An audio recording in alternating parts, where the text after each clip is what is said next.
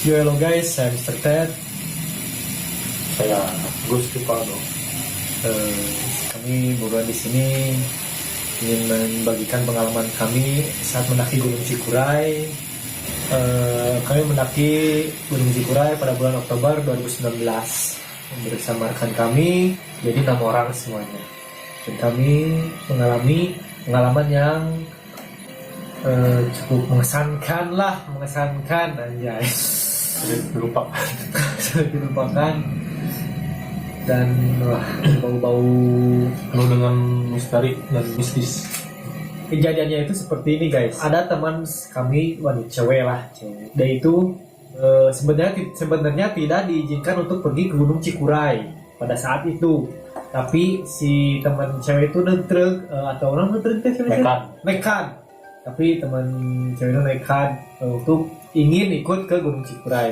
Kami sudah memberitahu atau menasihati ya, tapi ya bagaimana ya udah lah boleh. Dan ternyata kejadian demi kejadian kami mengalami kejadian demi kejadian yang wow gitu lah. Jadi gini, pertama motor kami yang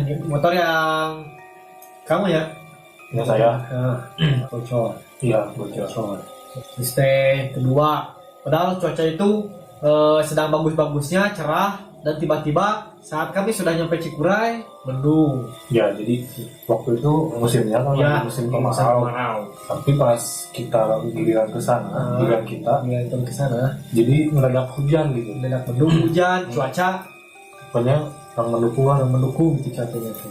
Dan kami itu gagal muncak saat ke Cikuray itu. Kenapa? Karena pada saat di trek kami diserang oleh bagas alias bagas seru babi hutan. Iya, itu salah satu alasannya. Dan alasan kedua itu ya mungkin hujan tadi hujan hujan ya di jalannya.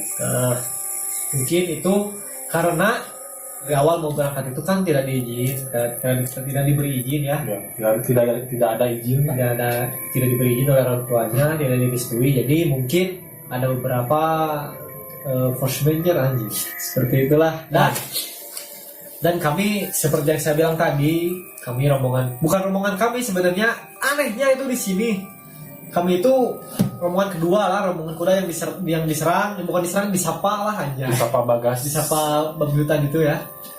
Yang pertama ada orang Ciparai Kabupaten Bandung Selatan. Kedua kami orang Dayakolot sama Bandung Selatan. Dan rombongan ketiga orang Cileunyi Bandung Timur. Dan anehnya si babi hutan itu ya menyerang 3 rombongan yang berasal dari Bandung. Jadi kebetulan waktu itu satu trek itu nggak beda jauh, kita sama-sama dari Bandung ya. Padahal kita nggak janjian nggak apa, saling ini ya, susul saling sapa gitu. Kita ketemu di trek ya, ketemu di trek saling sapa. Awal pertama itu yang diserang itu rombongan pertama yang orang Ciparai ya. Orang Ciparai. Jadi lagi istirahat, makan chicken. Saya ingat makan chicken, makan ayam chicken di situ awal mula. Jadi mungkin bagasnya lapar. Nah, berarti lagi bagasnya sejarahnya. Teman saya tadi nanya kenapa disebut bagas. Nanti saya ceritain di menit ke depan lah ya. Dan si babi hutan tadi yang menyapa gitu ya, menyapa rombongan Ciparai, panik gitulahnya.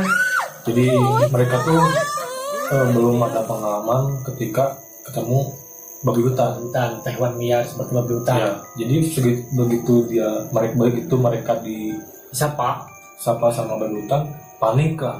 Intinya panik membuat babi hutan itu sendiri ya panik juga. Dan kami pada saat itu sedang mendirikan bivak, sedang berteduh di bawah bivak ya. Kami itu berhubung hujan, kami membangun playsheet dan kami berteduh di bawah playsheet itu. Dan pada saat si rombongan Ciparai itu diserang. Ya, diserang. Awalnya itu orang Ciparai itu diserang bukan diserang siapa? Mungkin nggak tahu si bagas itu kelaparan pokoknya. Dan mereka panik, nggak melihat bivak kami juga ditubruk gitu orang. Kita lagi asik-asik gitu, lagi nahan bivak gitu kan, lagi nahan air hujan gitu ya. Berempat kalau nggak salah, soalnya teman kami udah 2 di atas ya. Tiba-tiba itu si rombongan lain itu panik gitu, kayak orang yang dikejar apa ke bivak kita kami gitu. Wah, itu namanya panik. Kita juga ikutan panik. Pasti panik. Kenapa gitu bertanya. Waktu lihat ke belakang ternyata babi hutan yang begitu besar. babi hutan besarnya mungkin tingginya itu sebesar domba dewasa. Nah, sebentar kambing dewasa. Kambing dewasa. Gila nggak? Bayangin, coba kalian bayangin ada di jalur ketemu babi hutan sebesar kambing. Oh iya, ada gambarnya. Nantilah. Ada videonya gede guys. Bangsat kali. Dan pada saat itu rombongan kami juga sedikit dijaili gitu.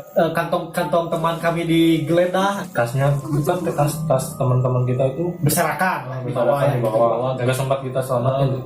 Sementara si babi hutannya itu datang menghampiri itu menggeledah lah kalau ini menggeledah.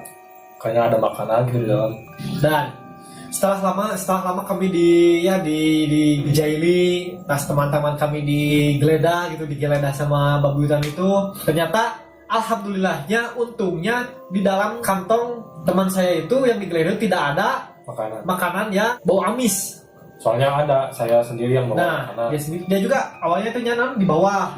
Cuman saya inisiatif pasti itu babi hutan itu pasti ngincarnya ke tas saya. Ya udah, saya ambil aja, saya selamatin, saya naik ke pohon ke atas. Lari, panik. Yang nomor satu saya kepikiran itu yang pertama tas. Soalnya di tas itu ada bau amis, ada makanan. Setelah tidak ada makanan, mungkin merasa di PHP-in si babi hutannya itu. Ya. Dia itu ke bawahnya itu dengan lari dengan kecepatan seperti motor GP gitu, zong gitu larinya zong gitu. Dan rombongan yang lain pun ya mungkin kaget, mereka lari, tapi itu tidak dijaili sama babi hutan, cuman dilihat doang lah gitu ya rombongan lain mah. Ada yang sempat itu anak cewek yang anak Vipara itu naik ke pohon kan hampir sejajar lah ya, si batangnya tuh ke itulah sama babi hutan. Jadi si sepatunya itu dijilat kebayang itu dijilat sama babi. Yang namanya cewek kan pasti histeris. Nah ke rombongan lain mah si babi hutan itu cuma melihat, tidak ada inisiatif untuk menyerang gitu si babi hutan. Tapi ini di pos 3 ya, di pos 3 Cikuray lewat Pemancar, ini rombongan dari Bandung Timur yang Cileunyi tadi ya. Nah itu mungkin yang paling parah. Mereka juga sama lagi istirahat, udah pasang tenda sih mereka. Lagi masak, lagi pasang tenda ya, mungkin bercengkrama gitu ya. Mungkin mereka tiba-tiba mereka kaget, sudah ada di belakang mereka itu sudah ada babi hutan. Ya, babi yang tadi ngejar-ngejar kita ke bawah itu turun. Kita juga lagi arah ke bawah, kami itu soalnya nggak jadi muncaknya karena situasi yang tidak memungkinkan. Kami turun dan ternyata di pos 3 kami ketemu lagi sama babi hutan yang mengerjai kami tadi di atas, dan sangat parah. Mereka babi hutan ini mengerjai rombongan dari Cileunyi tadi sangat parah.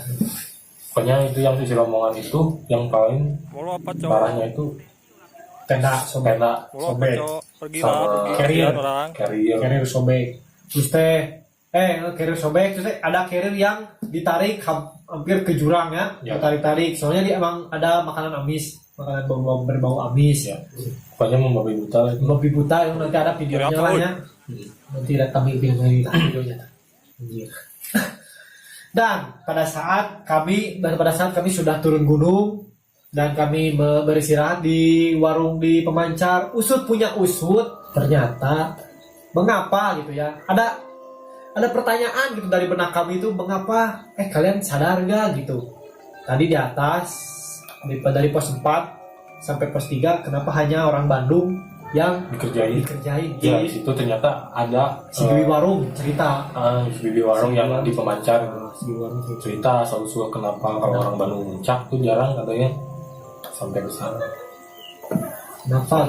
Selalu ada digangguin aja sama yang ya mungkin itu kebetulan atau apa. Yang jelas itu emang sedikit aneh sih. Berbau-bau mistis gitu. Ternyata dulu katanya ada seekor babi hutan yang sedang babi hutan baru melahirkan kata si ibu warung cerita. Dan si ibunya si anaknya anak si babi hutan itu dibunuh sama ada pendaki Sama pendaki, bukan sama petani sih, bukan sama warga setempat, tapi bukan sama pendaki. orang Bandung. Orang Bandung, katanya orang Bandung. Ini bisa jadi alasan Sedikit kenapa si alasan Babi kenapa Hutan si Babi sekarang Hutan tuh suka gangguin orang Bandung. orang Bandung. Itu pertanyaan kami, dan itu menjawab pertanyaan dari kami. Mengapa gitu hanya orang Bandung yang diserang dari atas, si Babi Hutan itu turun, dan yang dikerjain itu hanya orang Bandung gitu. Dan itu ternyata jawabannya.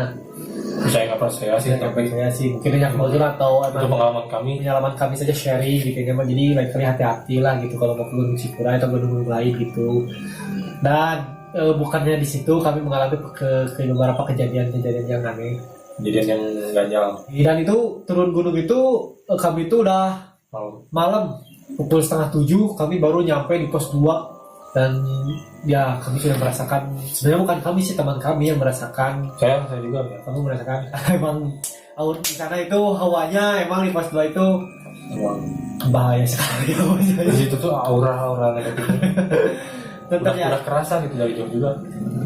Jadi ketika si kabut tebal itu kan penglihatan jadi kabur gitu, jadi terhalang sama si kabut. Center pun kurang nembus gitu.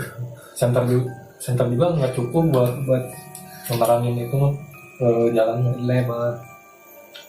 Tapi yang teman saya itu yang satu kebetulan nengok ke sebelah kanan, ke belakang lah, belakang atas gini tah. Ya. Udah kiri. Ya gini. Gini tangan gitulah. Di Posisi dia itu dari rombongan kami itu paling belakang. yang melihat kayak mata manusia, Tapi cuma bola matanya doang. Terus Menyala. menyala Jadi si mata itu menyala merah. merah. Saya yang di depannya itu sekilas gini ngelihat gitu. Nah, Jadi nggak dia doang yang ngerasain.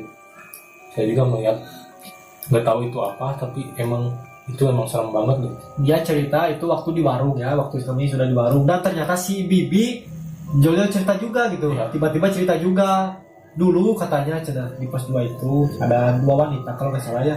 Ya, jadi kalau yang suka ke Gunung Cikura emang tahu lah ya, tragedi yang di situ. Iya, ceritanya. Emang ada anak mahasiswi itu meninggal di sana, tapi jasanya tidak ditemukan, tapi jejak pendakiannya ada gitu, seperti baju, ada tenda ada kalau nggak salah. Iya, ada. Yang dia itu menghilang, nggak tahu kemana. Tapi emang si jejaknya ada, pakaiannya ada. Mungkin kalau yang tahu sih itu seperti penyakit gunung ya, penyakit hipotermia yang berhalusinasi, seperti kepanasan, buka baju mungkin bisa juga. Tapi ini jasanya tidak ditemukan. Tapi menurut warga setempat di situ itu emang masih dulu masih mistis banget gitu, angker banget. Katanya sih mahasiswi yang menghilang itu disembunyiin sama makhluk situ. Ini boy asli itu kami mendengarkan cerita si Bibi itu mungkin jam 9 ya, berlarut-larut sampai jam 11 kami di sana dengan dinginnya ya. Ternyata ada cerita di balik ini semua gitu ya, yang mengganjali hati kami itu ada jawaban gitu ya. Ada jawaban. Ternyata kita ke sana itu yang kedua kali. Tidak semulus yang diharapkan. Yang pertama alhamdulillah mulus karena dengan izin dari orang tua, jadi rutinnya dengan izin dari orang tua alhamdulillah pendakian tapi kurang puas sih di puncaknya juga. Tidak apa-apa, yang penting kita selamat ya. Dan yang kedua memang gagal puncak, tapi yang penting kita selamat ya, karena itu juga dengan banyak pertimbangan kami turun gunung itu ya, dengan banyak pertimbangan apakah akan lanjut atau tidak, dan ternyata lebih memilih turun gunung belum daripada ini, karena jika naik kami dikhawatirkan akan mengalami kejadian-kejadian yang tidak diinginkan lagi gitu ya. Ya gitu. Kita cari aman aja, safety first aja. jadi pesan kami gitu ya. Jadi pesan kami, jika kalian ingin mendaki gunung, izin dari orang tua itu penting. Dari orang tua itu penting karena itu melancarkan pendakian kalian, entah itu pendakian atau apalah, atau menikah Jalan juga anjing, menikah. Bener ya? Karena Anjing buru banget ya, woy. Angkat terus. siap. Izin dari orang tua itu memang penting ya, untuk mendaki, bepergian kemanapun. Ya intinya mah restu orang tua itu nomor satu lah. Ridho orang tua itu, ridho Allah ada di ridho orang tua, bener kan ya? Iya. Seperti itulah mungkin kejadian kami itu karena satu teman wanita tadi tidak, karena satu teman wanita kami tadi ya tidak diizinkan, Nggak ada izin. tidak diizinkan, nggak ada izin dari orang tua, Maksain dia. maksain. Sudah tanggung, mungkin sudah packing, sudah tanggung, dia itu wah maksain, dan ternyata kami mengalami kejadian yang sungguh mengkhawatirkan gitu.